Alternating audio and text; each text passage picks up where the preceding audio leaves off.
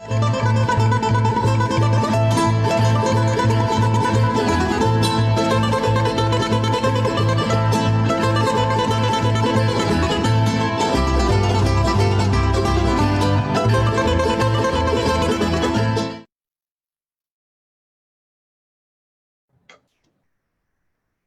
tardes, amigas y amigos.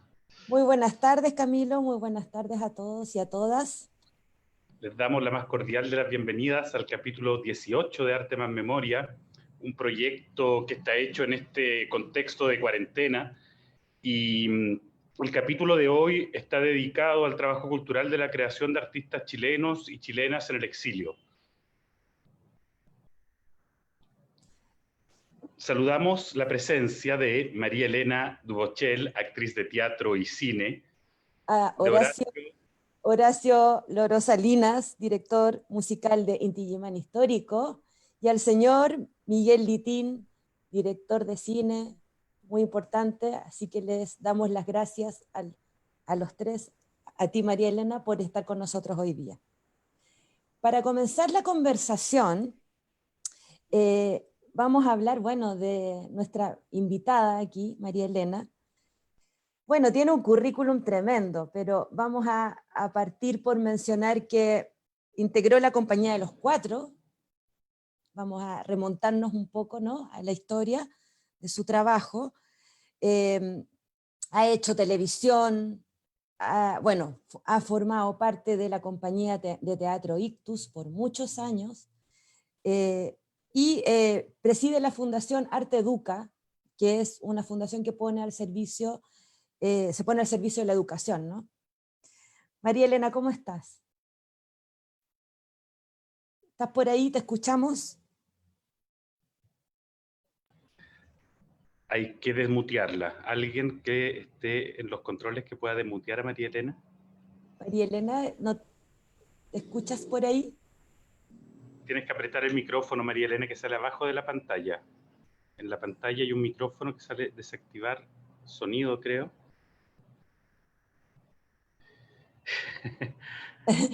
Ahí, bueno, vamos a esperar que María Elena logre pillar el micrófono para poder escucharla. Pero como les decía, vamos a hacer memoria con ella porque queremos saber un poquito de cómo ha sido todo su trayectoria y su trabajo. ¿No me oye? ¿Me oye? ¿Ahora sí? Ahora sí. Ahora sí, ya. Lo que pasa es que mi tecnología no funciona muy...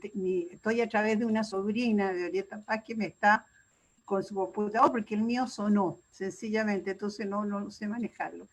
Bueno, pero estamos en un programa en vivo, así que no te preocupes porque la gente entiende que estamos todos conectados. Lo rico es que se vean todas las fallas, que se vean todas las cosas. Oye, un gusto de saludar a Horacio, que hace años que no lo veía. Lo mismo a Miguel y a ustedes y a Camilo, un abrazo grande, grande. Y bueno, sí, me asusta cuando dice que tengo un currículum grande. No, tengo un trabajo grande, sí, como todos ustedes. Sí, como todos ustedes. Sí. Y desde eso mismo, como estamos hablando un poco de la experiencia del exilio, queríamos un poco conocer de tu vivencia, de esas circunstancias que rodearon esto de que tú estuvieses de pronto en una gira, ¿no? Estabas en una gira reemplazando a la actriz Orieta Escámez, me parece. Orieta Escámez, sí. Sí, bueno, esa es la historia, que yo salí una temporada julio del 74. Fui llamada por mis hermanos que estaban en ese momento en gira en Caracas, en Venezuela, giras que hacían todos los años, ¿no? A Caracas, Colombia, a Puerto Rico, a Estados Unidos. Y en ese momento había Cames, que era un director de la compañía de los Cuatro, Orieta tuvo que viajar al Perú. Entonces yo entré a reemplazarla. Y era más o menos por 3 meses, me imaginaba 4 meses, y en una de esas, como a los 3 meses, más o menos 2 meses, sale una prohibición de entrar al país por ser peligrosos a la seguridad del Estado. Yo me largué a reír porque peligrosos a la seguridad del Estado es bastante increíble. Yo nunca tiré una bomba, con ninguno de nosotros tiramos una bomba, en algún momento mataba a alguien. Entonces, ¿qué tan peligroso era? Por lo tanto, a esto no este cambio, Julio Jung, que en ese momento éramos pareja, no podía entrar a Chile por ser peligroso para la seguridad del Estado. Tuvimos María que Elena, quedarnos. te ¿Ah? voy te voy a interrumpir porque no se escucha muy bien. Quizás si tienes algún audífono o algo que se pueda conectar al teléfono. Me pillaste. Ahí, ahí tomo un Ahí, poquito más de Ahí, conexión. Sí, a lo mejor me tengo que acercar más o no. ahí estás Ahí, mejor, ahí te escuchamos mucho ahí está mejor. mejor. esa es la parte terrible de esto. Bueno, le estaba contando que llegó esta prohibición de entrar al país y teníamos que quedarnos en Venezuela, o sea, era el exilio. De repente fuimos incluso me acuerdo, a preguntar prácticamente a la embajada, ¿qué pasa? ¿Por qué esta prohibición de ser peligrosa para la seguridad del Estado? No tenemos ni idea.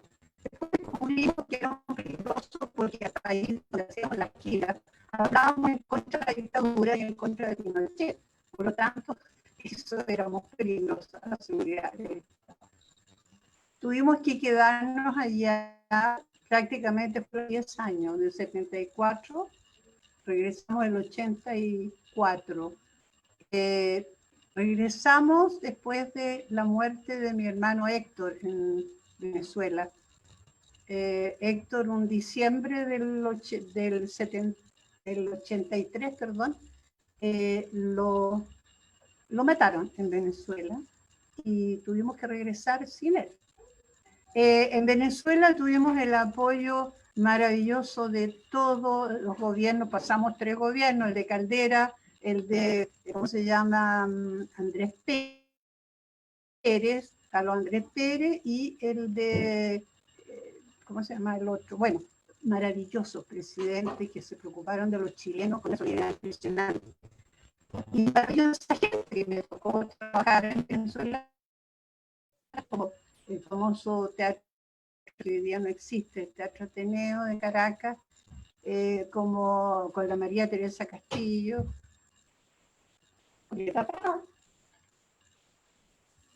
Parece que desaparecía el mapa. No, estás ahí, te vemos, te vemos.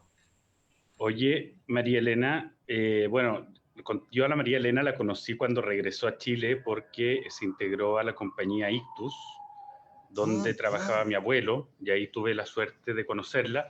A mí me gustaría, si estás por ahí, saber qué particularidades tiene el hacer teatro en Venezuela, qué diferencias hay en el ejercicio dramatúrgico en Venezuela con Chile. Está Se nos- pegada la María. Sí, su internet no quiere nada hoy día con nosotros. Está difícil su internet. Pasemos, esperemos después, pues pasemos al loro. Sí, para que podamos ahí esperarla, ¿no? A ver si vuelve, se nos cayó. Ya, entonces vamos a continuar, bueno, explicarle a todas las personas que nos están viendo en este momento que como es un programa en vivo, claramente pasan este tipo de situaciones dependiendo de la conexión que cada uno y cada una tenga. Pero ya vamos a retomar con María Elena. Bueno, nuestro siguiente invitado es el señor Horacio Salinas. Es músico y director de Inti Illimani Histórico. Bienvenido, Horacio, estás por ahí. Sabemos que estás en el sur. ¿Estás muteado o revisa tu micrófono? Porque creo que estás muteado. Eso. Ahora Eso. sí. Ahora sí, ahora te escuchamos súper bien. Sí, yo soy del sur, así que estoy acá. Está allá. Entonces, bienvenido entonces al Arte Más Memoria. Y antes de que empecemos a conversar, vamos a mirar un videíto que está por ahí, para hacer un poquito de memoria, a ver cómo fue esto de volver a Chile, ¿no? Después del exilio. Vamos a ver ahí, corre videíto.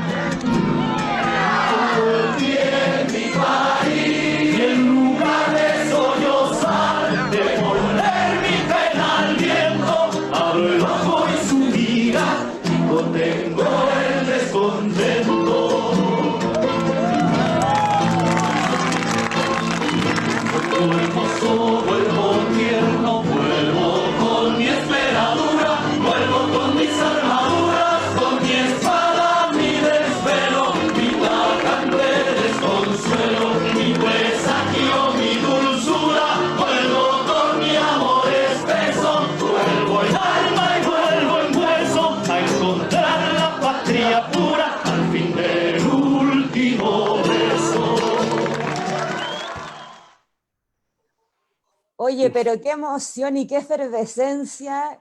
¿De qué año estamos hablando, Horacio? Estamos hablando del 18 de septiembre de 1988. Impresionante el Que nosotros público, ¿no? llegamos. Sí, bueno, son imágenes entrañables. Yo creo que nosotros no nos imaginábamos que iba a suceder esto en el aeropuerto, donde habían alrededor de 5.000 personas, nuestros familiares, amigos que nos veíamos después de 16 años, en fin, y fue como una conexión inmediata y muy rápida, después de un paréntesis de tantos años, ¿no? Pero tantos años que nos cambiaron mucho. Yo creo que Cuéntanos eso... un poquito de eso, claro, Bueno, cuéntanos un poquito de eso. yo creo que la vivencia del exilio es una experiencia humana, artística, de toda índole, extraordinaria. Por lo menos yo llegué, y el año 73 yo tenía 22 años, entonces, y volví con 37 años, es decir, crecí en Italia. Eh, Hice una familia en Italia, nacieron mis hijos en Italia. Y si yo miro hacia atrás, digamos, me doy cuenta que sí, estuve en Italia, pero en realidad estuve en un territorio de fronteras un poco, de fronteras diluidas, digamos, porque cierto, era Europa, porque yo creo que el exilio a uno lo instala en un, en un territorio donde tú no sabes muy bien dónde está. Es decir, lo único que uno sabe muy a ciencia cierta es que existe un país de proveniencia, digamos, un mundo, una cultura, una experiencia política. ¿Sí? Y luego este territorio donde uno, en el caso por mi trabajo, digamos, yo deambulaba, qué sé yo, digamos, a Noruega, después a México, después a Lima, volvíamos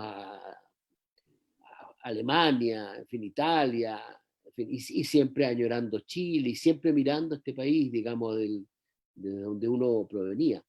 Eso es interesante porque el exilio a uno le permite querer más el propio país y tal vez mirarlo como se mira con un objeto con una lupa, digamos, donde tú logras ver también nuestras precariedades, nuestras miserias, digamos, y nuestra grandeza, en fin, todo lo grande que tiene este país, que mucho va por el lado de la cultura, digamos, de una historia, un país con una historia muy joven. Y eso, pero el exilio yo creo que es un asunto muy, muy increíble, muy extraño, porque además a mí se me produjo otra cosa, que yo volví a Chile, pero de alguna manera me exilié de esa vida que tenía. Es como volver a lo de uno y quedar de nuevo huérfano de algo que fue una experiencia también de un fuerte afecto, digamos. Entonces, finalmente seguimos un poco exilados, pero ya en este territorio, en fin, sufriendo todas las como lo estamos haciendo los chilenos en este último tiempo. Eh, eso, eso diría yo. Pero yo respecto del exilio, digamos, yo no podría, yo creo que soy un poco, mucho hijo del exilio y de esa experiencia extraordinaria que es estar y no estar. Oye, hola Loro, ¿cómo estás? Hola, bien, bien. A mí me gustaría encaminar la pregunta más bien hacia la parte musical, de saber cómo el hecho de vivir en otro lugar, en Italia, y el de viajar y el de conocer, relacionarse con otra música, marcó también a nivel compositivo tu música. ¿Hay una Bueno, relación? sí, bueno, sería muy extraño que no fuera así, ¿no? Yo creo que, claro, yo empecé a componer además en esos años, es decir, había compuesto ya algún par de piezas, Tatatí, por ejemplo, que se escuchaba mucho antes de que hablara el presidente Allende, Las Cadenas, ¿se acuerdan ustedes? Tatatín. Bueno, también Alturas lo había compuesto, que es una pieza que la amo, digamos, mucho. Eh, pero yo empecé a componer en Italia, digamos, y, y sin duda que todo lo que yo he hecho a partir de eso debe tener el influjo, digamos, de lo que significó eso en términos musicales, es decir, el estar ahí en el medio del Mediterráneo, en fin, muy cerca de la música celta. Pero bueno, la pasión mía transita por un amor hacia las tradiciones musicales, hacia la música de la comunidad, la música que se baila, la música que los pueblos fijan como su folclore, en fin, y donde no median cuestiones de índole económica, sino sencillamente el refugio de la música y del baile, ¿no? Eso es lo que a mí me apasiona. Y entonces empecé a componer en Italia. Pero es curioso porque yo compuse el año 79, capaz que nos hayamos visto con Miguel en esa época ya. Yo compuse esta melodía que me asaltó un día, y entonces empezamos a montarla con el grupo. Se me ocurrió ponerle el mercado de Testacho, porque es un mercado de frutas y verduras que estaba muy cerca de mi casa y yo ya tenía mis caseros, en fin. Y entonces todos me decían, mis compañeros del conjunto me decían, oye, que te salió italiana. Y yo decía, qué extraño que me digan eso, que me salió italiana, si yo no soy italiano. Bueno, y entonces fui rápidamente donde una amiga violinista de la orquesta de Santa Cecilia y le digo, mira, Maura, oye, mira, compuse esta melodía. Ah, me dice, qué bonita, qué latinoamericana es. Entonces, luego, después de eso, hicimos una gira en Estados Unidos y actuamos en el Kennedy Center de Washington, y al día siguiente, hacia el año 82, por ahí, salió un artículo en el Washington Post que decía, grupo chileno Inti Illimani interpretó en el Kennedy Center, concierto lleno de público, y tocando una música, una especie de folclore en busca de país. Decía, una especie de folclore de un país imaginario. Y bueno, y yo resolví el conflicto este que tenía entre algo que me decían que te salió italiano y que yo no sentía que fuera italiano. Es decir, estaba a mitad de camino, ¿no? Y eso es el exilio. Y tal vez este periodista tremendamente perspicaz, digamos, dio en el clavo, porque lo que uno busca, lo que yo busco, digamos, es una especie de folclore de un país imaginario, de ese país utópico que, bueno, que inundó nuestra juventud y que tiene que ver con valores humanos y que tiene que ver con el arte, además, como una figura muy central de la vida. Bueno, recordarle que estamos en el programa Arte más Memoria, hablando de exilio y arte, en el fondo. Estamos en un programa en vivo, conversando con Horacio Loro Salinas, con Miguel Litín, y esperamos que pueda retomar María Elena Duguachel, que también estaba en este panel conversando con nosotros. Nuestro próximo invitado es uno de los grandes representantes del cine chileno. Se trata del señor Miguel Litín, que tenemos aquí. Hola Miguel, bienvenido. ¿Estás por ahí? Estás sin micrófono. Aprieta, Miguel. Desmutearte. A mí me pasaba también al principio de este Sí, programa. sí. Abajo. Ahí ahora. Ahora te escuchamos. ¿Cómo estás, Miguel?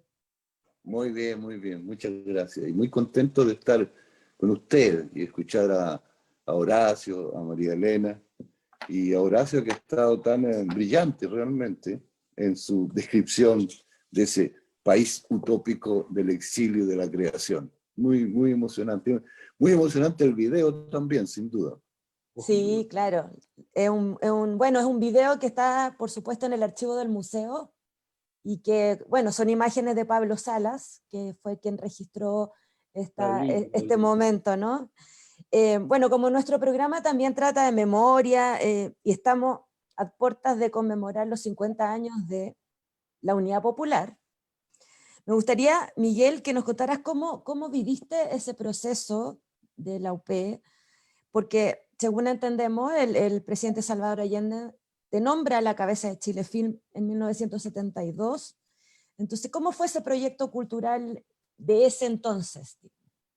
¿Qué nos puedes comentar de eso? Bueno, el proceso de la unidad de la unidad popular, sobre todo los últimos meses, los últimos días, fue de una intensidad que no recuerdo haber vivido en otros momentos de mi vida.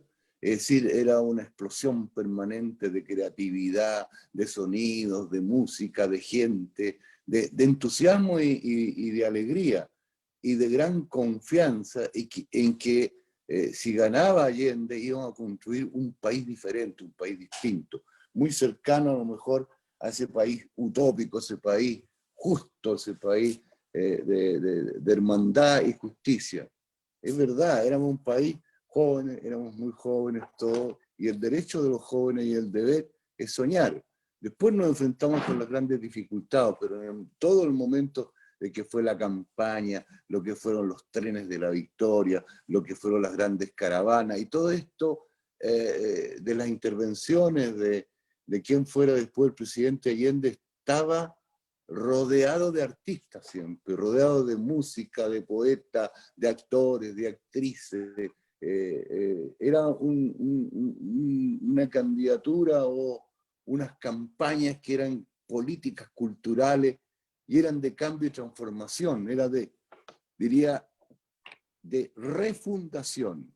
Este era el ánimo que nos mantenía, la posibilidad de refundar un país que fuese lo justo, que fuese lo equilibrado, que fuese con abiertas las puertas y las ventanas y con el derecho de todos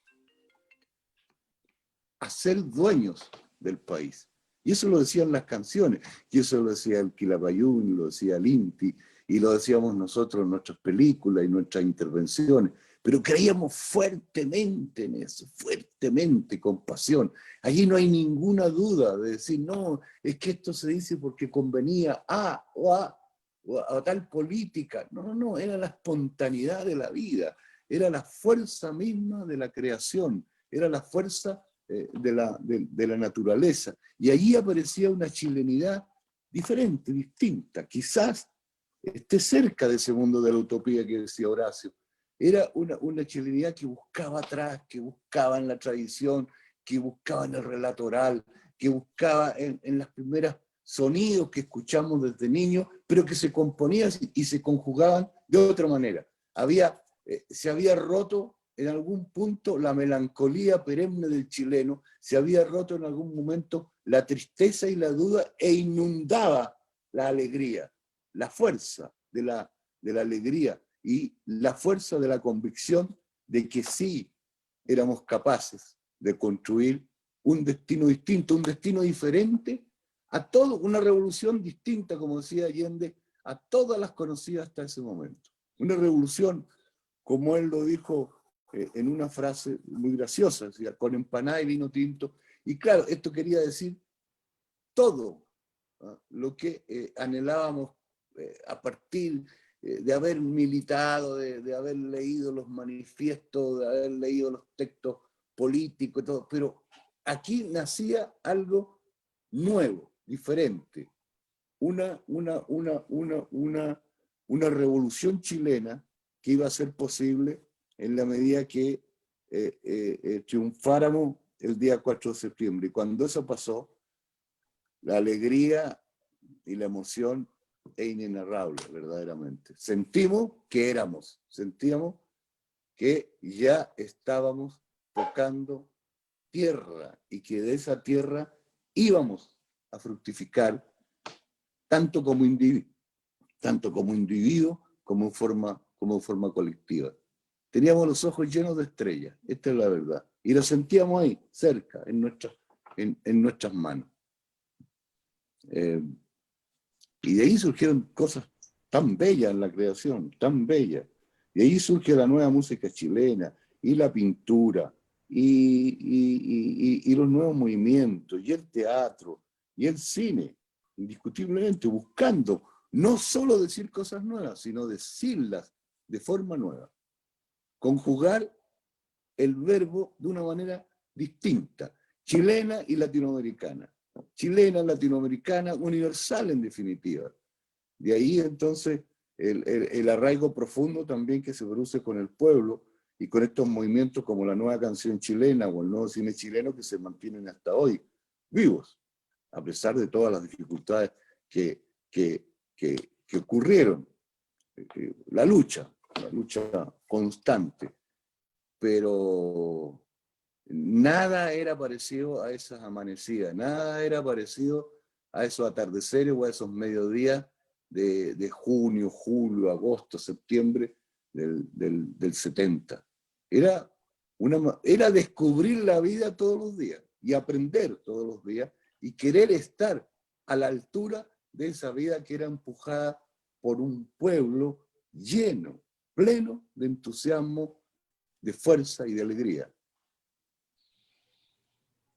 Qué bonito, para quienes no vivimos eso, escuchar esto es muy valioso, porque lo que nos ha llegado por la propaganda, por quienes escriben la historia, son las filas, es como una descripción de la unidad popular muy oscura, y cuando lo escuchamos, cuando te escucho Miguel, cuando escuchamos a Horacio, cuando escuchamos a gente que vivió ese proceso, uno siente todo lo contrario, que había una efervescencia y mucha alegría, ¿no? Y espontaneidad. Entonces es importante como rescatar estas memorias. Oye, antes de... Nunca fuimos tan felices como en esa época. Nunca fuimos tan felices. Y en la época de grandes dificultades de la unidad popular, el pueblo entendía las cosas de otra manera. Recuerdo ese letrero que llevaba un obrero, perdona Camilo que te interrumpa, en una manifestación que decía, este es un gobierno de mierda, pero es mi gobierno. Es decir, se entendía después en el gobierno de Allende cuál fue el cerco del imperialismo norteamericano, cuál fue la conducta de la oligarquía chilena, cuál fue todo, pero la gente mantenía esa fe y ese entusiasmo. Había alegría y emoción, a lo mejor pocos pollos, pero sí la alegría, la emoción y el sentirse parte de ser la historia es otro sentimiento, es otra forma de vivir, es otra forma de ser ciudadano. Después, el pueblo, pues durante la dictadura ya lo sabemos, quisieron borrar la identidad, borrar todo, borrar su entusiasmo, y después, de una u otra manera, la Concertación capturó algo de eso y le fue quitando la calle al pueblo, le fue quitando el entusiasmo, las cosas no se dieron. Bueno, pero ese es otro capítulo de la discusión. Pero de verdad que creativamente Chile estuvo a punto de despegar absolutamente. Esta es mi sensación. Justamente. Oye, Miguel, creador con un pueblo. Te voy a llevar al exilio, donde realizaste además importantes películas. Una de ellas, yo no la he visto todas, pero una que vi que me marcó mucho son Las Actas de Marusia, que es una mega producción, donde habían cientos de actores. Me acuerdo de una escena, creo que en una salitrera, si no recuerdo bien, ¿no? Me gustaría, bueno, antes de preguntarte, quiero que veamos un tráiler de Las Actas de Marusia, a ver si está por ahí nuestro amigo técnico. Bruno, el estudio, sí. Adelante, estudio. ¿Qué dice? Que mire la gente.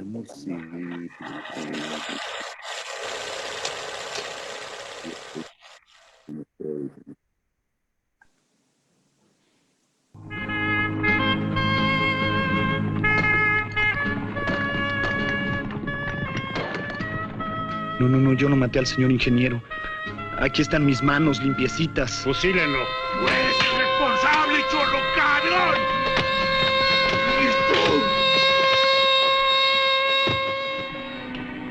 Una huelga grande. Una huelga que paralice todo el norte. Toda la pampa. A eso nos tendremos que abocar. Una huelga. Una huelga grande. Ese es el arma legal del trabajador. Una huelga la aplastaría en horas. Hay que pensar en otra cosa.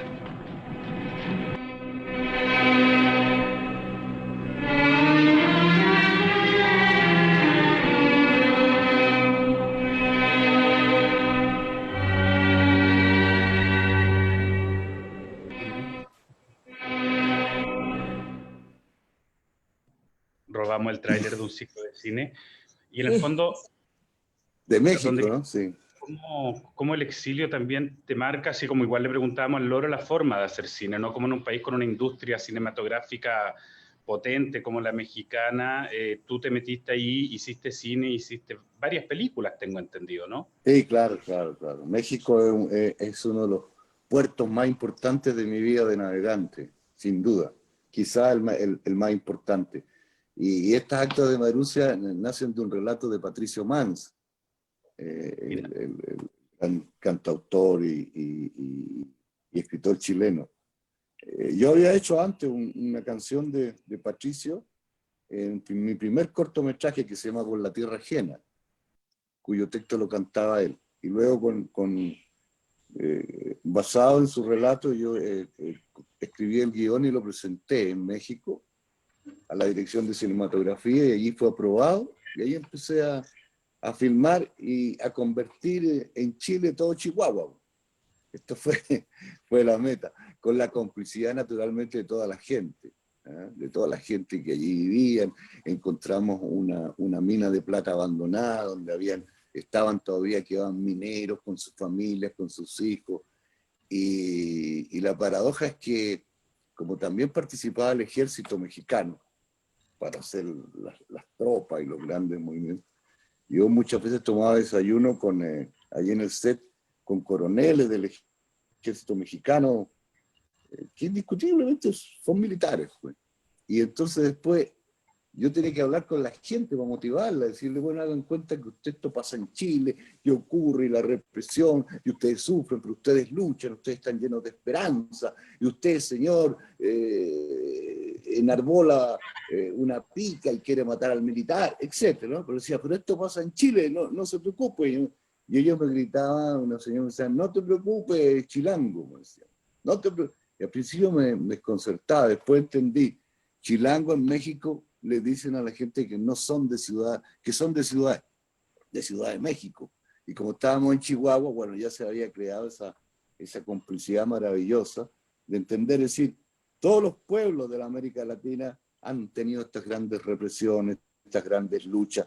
Y hablábamos entonces un lenguaje común, un lenguaje común, un lenguaje común, la memoria, lo que ustedes citan ¿qué echaba a andar yo? El motor de la memoria. Ellos también habían sido reprimidos, ellos también habían tenido, habían vivido bajo la opresión y la fuerza de los poderosos, entonces sabían lo que era la lucha, entonces entendían perfectamente, y de allí esa capacidad de la gente de prestar sus rostros, de prestar sus dolores, de prestar su fuerza y para contar nuestra historia.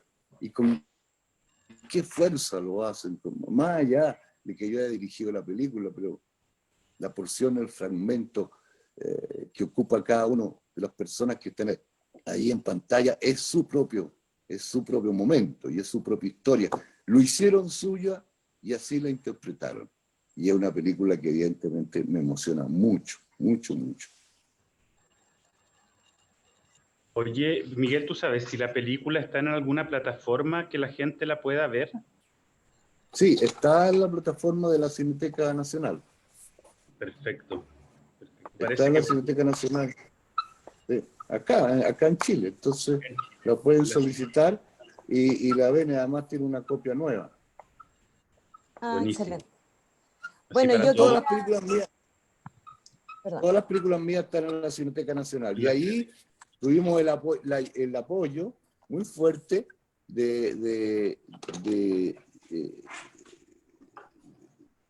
por ejemplo, Mikis Theodorakis, que hace la música, y ese es un capítulo muy bonito, sí, porque mi gran amigo, mi gran hermano de la vida, Ángel Parra, él le fue a tocar a él, cuando llegó Mikis, fue a mi casa, y le tocó en guitarra esta canción de La Pampa, la cual después la hace el leitmotiv, lo hace Theodorakis, que es de alguna manera lo que estaba sonando recién. Sí. También el aporte de Gian Maria Volonté fue muy importante, el actor italiano, el que fue a México. Imagínate cómo era la solidaridad con Chile y el entusiasmo que producíamos también, seguramente los chilenos.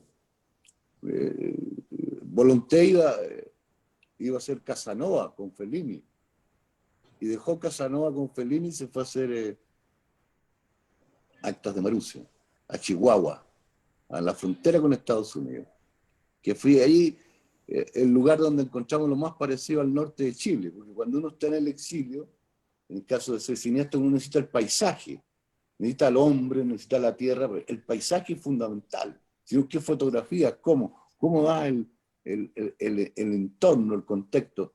Y entonces andábamos buscando pedacitos en todas partes que se parecieran a Chile.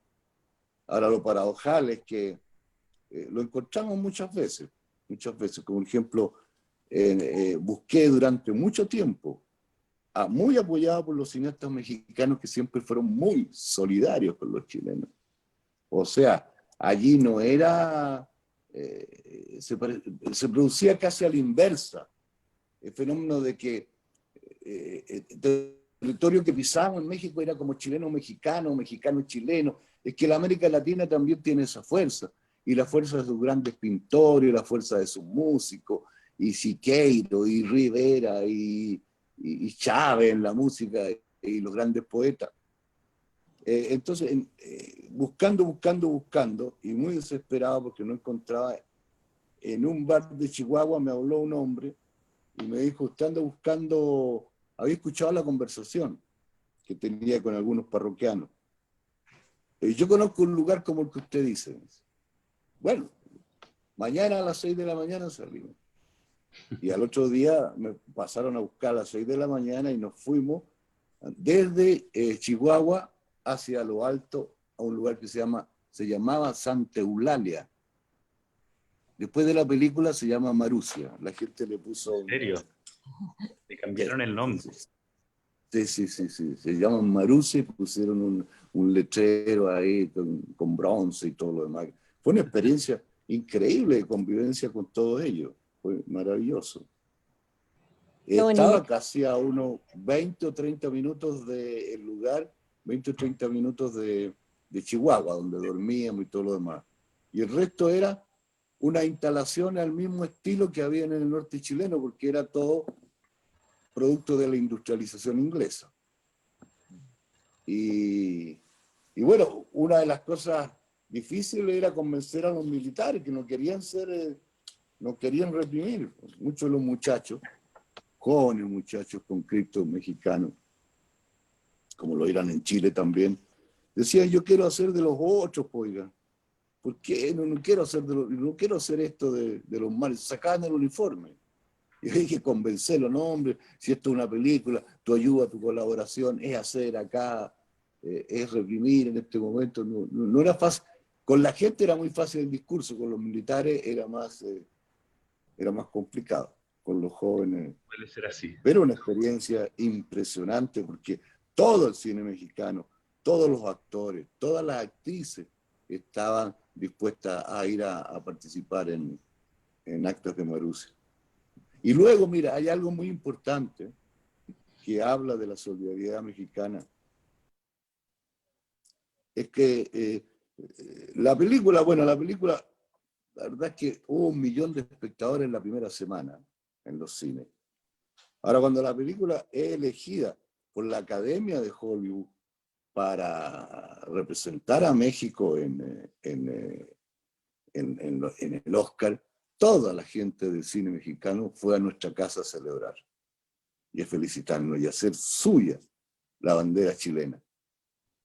No había ningún gesto de otra naturaleza. Todos, inclusive aquellos cineastas que también tenían sus películas postulando, naturalmente, pero todos estuvieron allí celebrando junto a nosotros.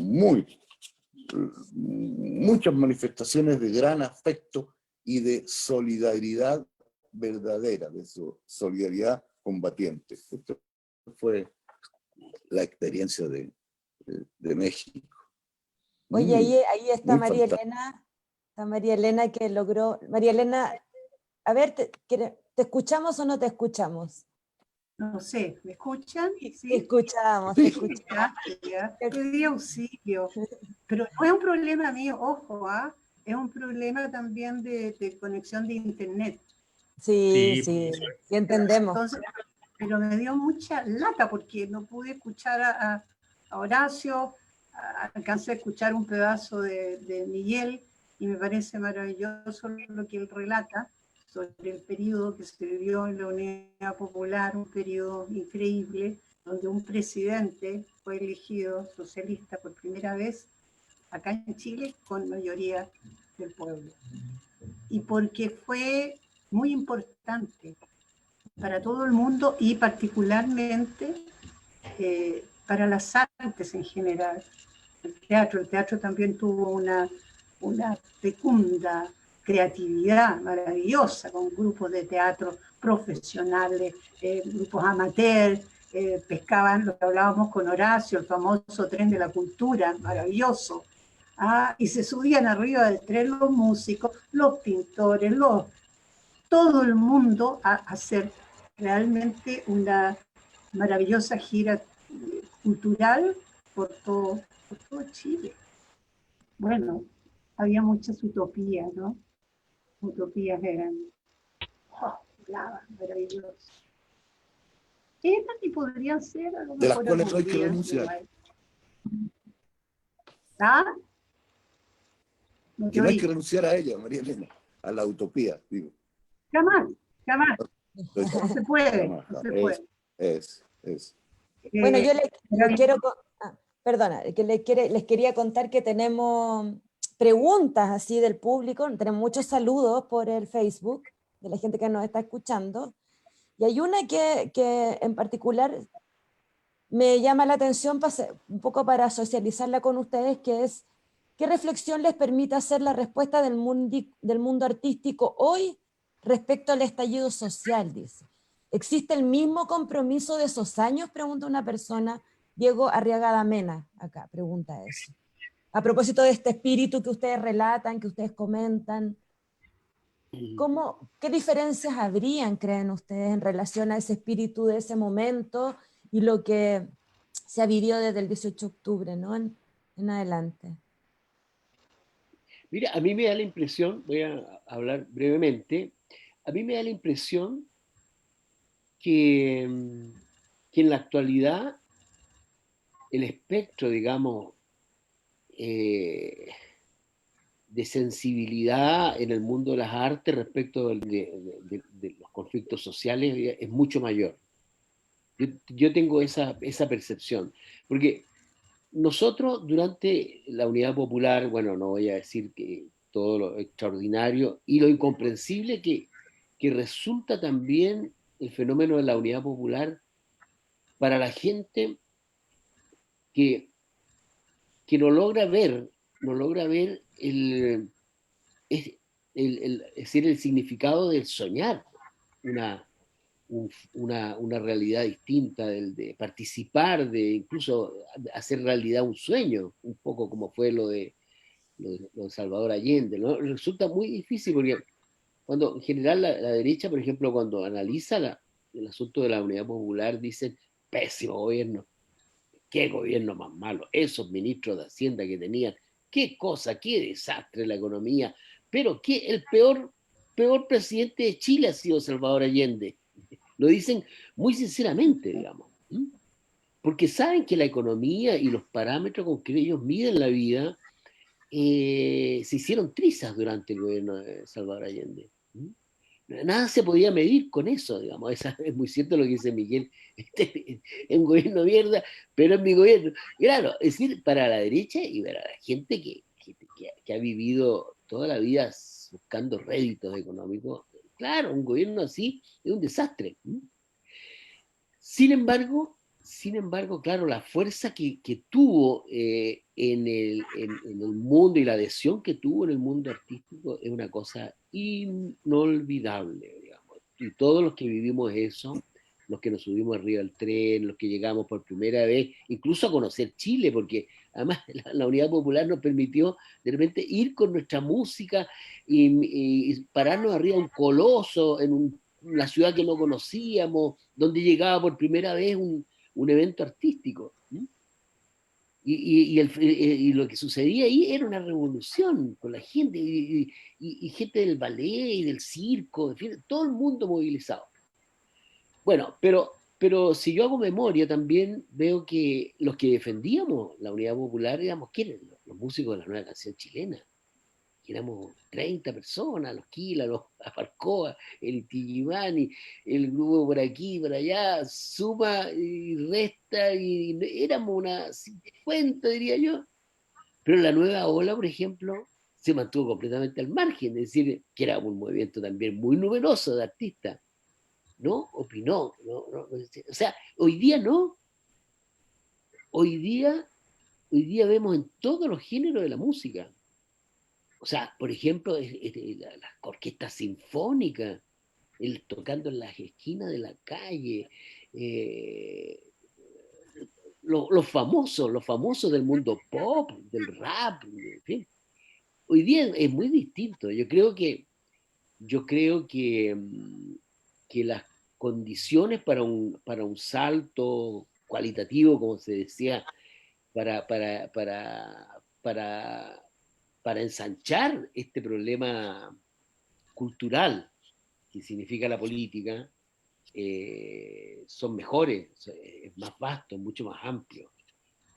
Hoy día, digamos, el hartazgo en el que estamos de no soportar más esta situación y de querer vivir un futuro distinto, es compartido por una mayoría, yo diría, más amplia. Esa es mi percepción.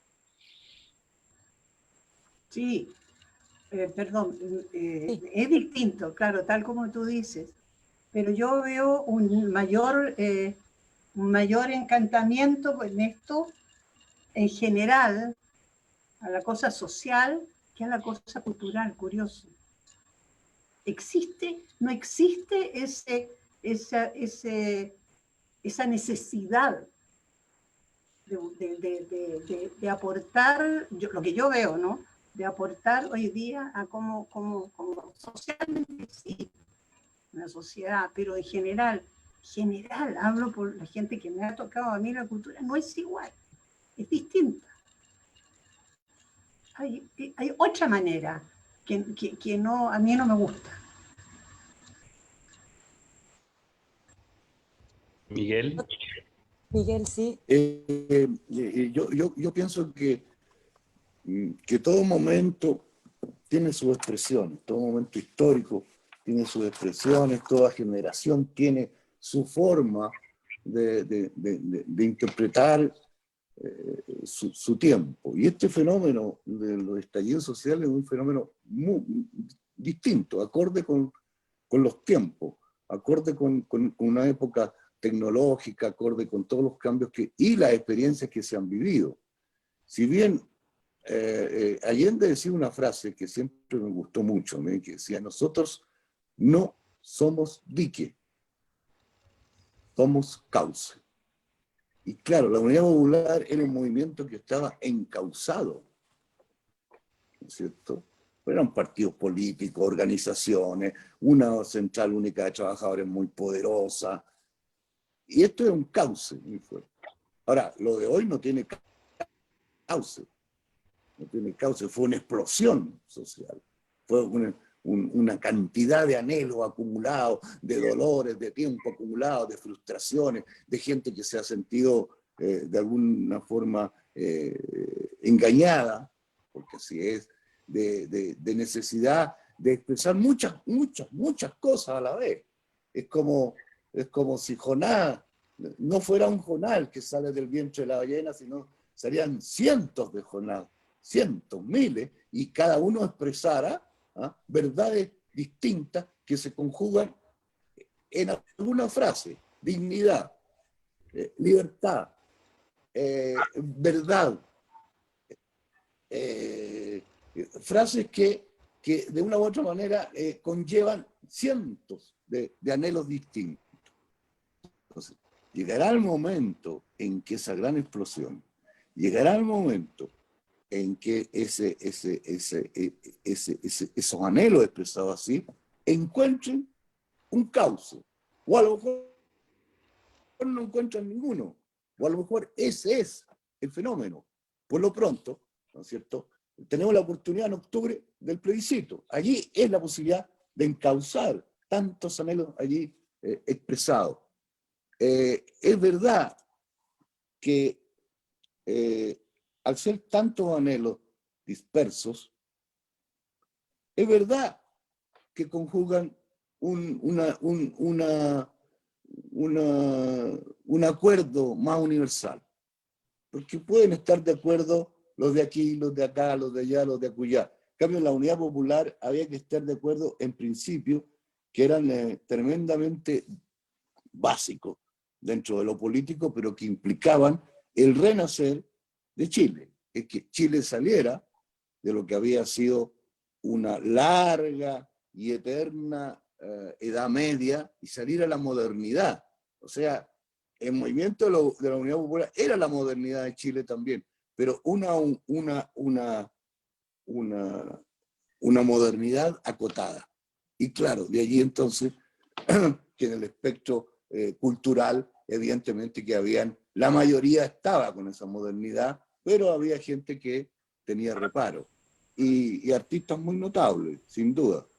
Pero esto ocurría, pero diría yo que la inmensa mayoría del arte chileno y del arte nuevo buscaba expresarse a través de ese gran cauce que había la Unidad Popular. Oye, bueno, estamos llegando al final, ha pasado una hora, ha pasado muy rápido, la verdad, para seguir conversando. De hecho, desgraciadamente yo no pude decir nada de nada. María Elena, el programa queda grabado para que escuchemos, para que se pueda escuchar lo que dijo Miguel y Horacio, queda grabado en el Facebook de... Y esto es lo que tiene el vivo también. A mí me ha pasado de bajarme y dejar sola a la Alejandra, y que ha tenido que llevar el programa ella sola, la pobre. Oye, quería invitarlos si tenían alguna palabra de cierre, un poco de cara en positivo, de cara, como decía Miguel, a este proceso que se abre, cuál sería el rol de la cultura en este nuevo Chile, no sé, lo que quieran. ¿Quién va? Bueno, yo creo, brevemente, muy brevemente, yo creo que hoy día, en realidad, si hay una preocupación que tener, es el hecho de que en medio de esta crisis y porque todo este modelo en el que hemos vivido los últimos 30 años ha estimulado muchísimo una desafección hacia la cultura y las artes y hacia esta idea un poco loca, digamos, de rasgársela con sus propias uñas, cada cual por su cuenta, en fin, todo este fenómeno que destrozó el sentido de la comunidad, el sentido de la solidaridad, en fin. Yo creo que estamos viviendo una situación muy compleja, por ejemplo, lo que sucede en el mundo de la música, ¿no? En general en el mundo de las artes, ¿no? Una lejanía gigantesca de parte del Estado de cuidar de este patrimonio que finalmente es lo que nos hace graciosos en el mundo.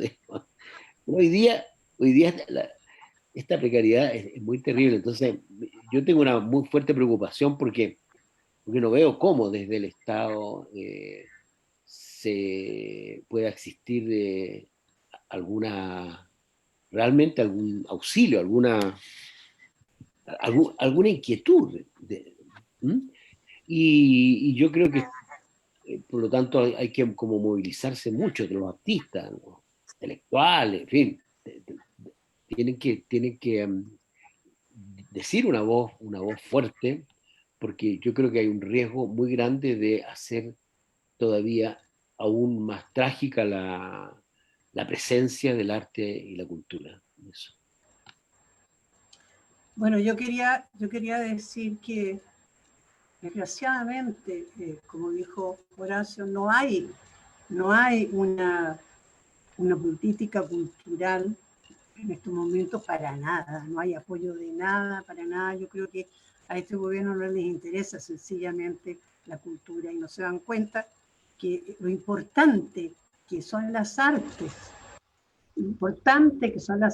en general, y el teatro en particular también, igual que las otras artes, son herramientas fantásticas para la educación.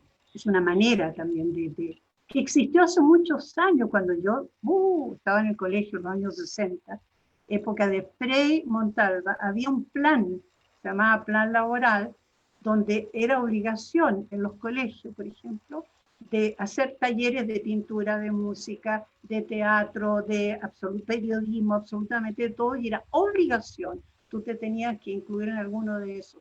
Yo me acuerdo de haber asistido al municipal a escuchar conciertos en el colegio, de uniforme, a escuchar todo obras clásicas de teatro, sin ningún problema, porque el colegio o la escuela, te fijas, te llevaba a eso.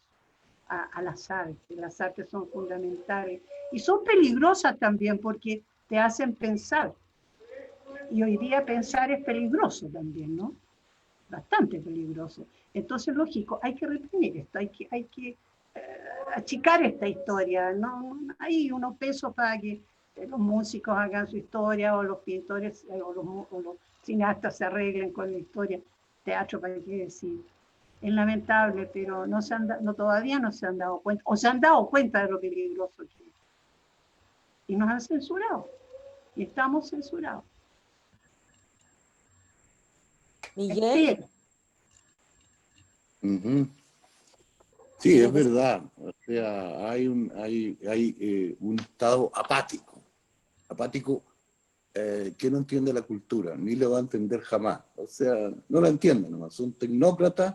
Y los tecnócratas de derecha, de izquierda, de centro son iguales. No entienden nada más que de número, de suma y de resta. Y entonces a la cultura le restan la importancia y no entienden que la identidad de un país, su presencia en el mundo está dado por el hecho cultural. Está dado por la poesía, por la música, por el teatro, por el cine. Ahora, hay otro fenómeno. La derecha sí se ha dado cuenta de la importancia. Sí se ha dado. Tanto así que nunca en Chile existió un movimiento de la derecha por tan singular como apoderarse de la cultura chilena, apoderarse del folclore, apoderarse de las manifestaciones cinematográficas, apoderarse del teatro. Hay una ofensiva, cuidado, le digo yo a mis amigos, a mis amigas, a mis compañeros, cuidado, que la derecha está viva, entendió, ¿eh? Y ha intentado, no lo ha logrado captar todo, pero ha tomado un terreno en el cual no habían puesto nunca una bandera. Eso es un punto. Luego, no puedo dejar de hablar hoy día y de felicitar y de festejar el Premio Nacional de Literatura a Licura, que es un símbolo, es un símbolo, es un gran poeta. Fue bueno eso, es bueno, es positivo, hay fuerzas que están vivas, sin duda. Y quiero decir también a todos los que me escuchan, y todos los que nos están escuchando, que tenemos una gran oportunidad, sin duda, que es el 25 de octubre. Hay la posibilidad de decir, de manifestarse frente a un plebiscito para dar un paso adelante del Chile que queremos, o del Chile que no queremos. Y del Chile que queremos, que yo pienso que debe ser abrumadoramente mayoritario, para seguir el siguiente paso y dictar una nueva constitución que abra de nuevo los caminos, que abra de nuevo, que disipe la niebla. Nada se nos va a dar sin lucha. Nada, nada. La vida es lucha, decía San Pablo. Yo, que no soy creyente, sí creo en eso. La vida es lucha y es permanente. Es permanente. Y la revolución y los movimientos y los cambios son de todos los días. Y entonces, frente a la apatía de quienes dicen no hay que votar porque va a ser siempre lo mismo, digo, hay que ir, hay que votar, hay que manifestarse y hay que hacerlo con fuerza y con alegría. Y aunque la utopía es la distancia que a lo mejor cada vez que nos acercamos, como decía un amigo cineasta, cada vez que la tenemos más cerca se nos aleja más, hay que seguir, hay que seguir, hay que seguir, porque eso es la vida. Y si algo movió a la Unidad Popular, fue la solidaridad, y a los artistas de la Unidad Popular, fue la solidaridad con los pobres y los desposeídos de Chile y de este mundo. Y si algo nos tiene que movilizar ahora a nosotros, es el mismo compromiso, no con que cumplamos o no nuestro pequeño sueño, sino que se cumplan los sueños algún día de la inmensa mayoría de los chilenos. Bueno, con este llamado, invitación a la solidaridad de Miguel y con este homenaje que le hizo también a Licura, le vamos a dedicar este capítulo a Licura, Gran Premio Nacional de Literatura. Vamos a cerrar, nos despedimos de este capítulo 18 ya de Arte Más Memoria. Le recordamos que este es un programa digital que se aloja dentro de las plataformas del Museo de la Memoria, conectados con la memoria, por el Facebook también. Y nos volvemos a ver el próximo jueves con un nuevo capítulo muy especial de Arte Más Memoria, que con motivo de la conmemoración del 11 de septiembre, el Museo de la Memoria ha invitado al Teatro La Memoria y al Teatro La Provincia a crear a partir de cartas de nietos a sus abuelos desaparecidos, lecturas dramatizadas. El próximo jueves vamos a invitar a la gente del teatro para que nos cuente esta experiencia y hacer una invitación también a Epistolario de la Memoria, que va a ser nuestro homenaje a las víctimas del golpe militar. Nos vemos. Algo quiere decir María Elena. María Elena, por supuesto. Algún día quisiera hablar sobre el exilio, hoy día no lo pude hacer. Nada más.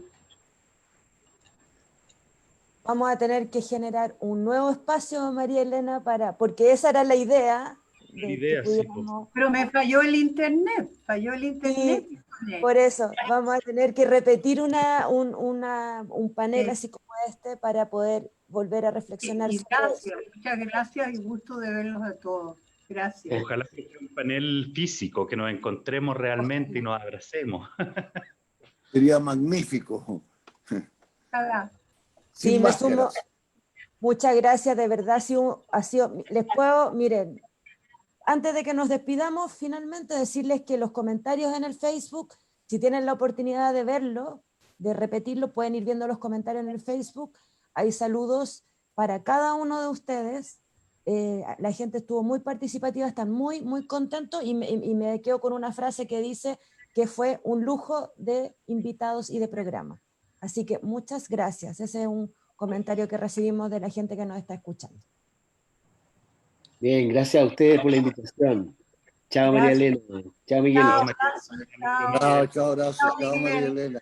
Chao. Nos vemos el próximo jueves. Qué gusto darlos juntos, ¿eh? Igualmente. Nos vemos el próximo jueves a las 12.